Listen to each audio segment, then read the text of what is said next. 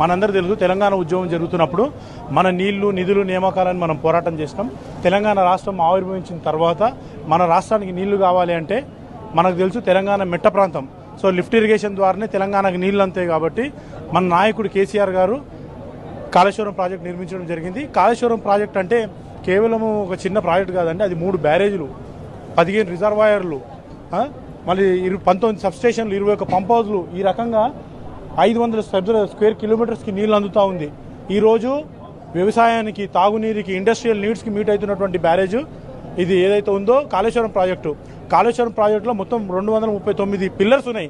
36 నెలల్లో ఇంత పెద్ద విశ్వంలో ఇంత పెద్దటువంటి ప్రాజెక్ట్ కట్టినటువంటి కేసీఆర్ గారు మరి ఈ రేవంత్ రెడ్డి ప్రభుత్వం వచ్చి 18 నెలలు దాటిన తర్వాత కూడా 4 పిల్లర్లు కూడా రిపేర్ చేయలేకపోతా ఉన్నారు. అది రిపేర్ చేయకుండా దాన్ని బూచిగా చూపించి కేసీఆర్ గారిని, బీఆర్ఎస్ని, నాయకులని ఇబ్బంది పెట్టే విధంగా, అపాసుపాలు చేసే విధంగా ఒక కుట్ర చేస్తూ ఉన్నారు. ఇదంతా ఏంటంటే ఆచరణ సాధ్యం కాని హామీలు ఇచ్చిర్రు, అవి అమలు చేయలేనటువంటి పరిస్థితిలో ఉన్న ఈ కాంగ్రెస్ ప్రభుత్వాన్ని, రేవంత్ రెడ్డి ప్రభుత్వాన్ని ప్రజలు నిలదీస్తారు. ఎక్కడ పోతే అక్కడ నిలదీస్తూ ఉంటే వాళ్ళు జవాబు చెప్పే పరిస్థితులు లేక ప్రజలని దృష్టిని మరలించే విధంగా ఈ రకంగా ఈ కమిషన్లు గుర్తుపెడతా ఉన్నారు. ఇదంతా ఏంటంటే కోడి మీద గుడ్డు మీద బొచ్చువీకేటువంటి ప్రయత్నం మాత్రమే జరుగుతూ ఉంది.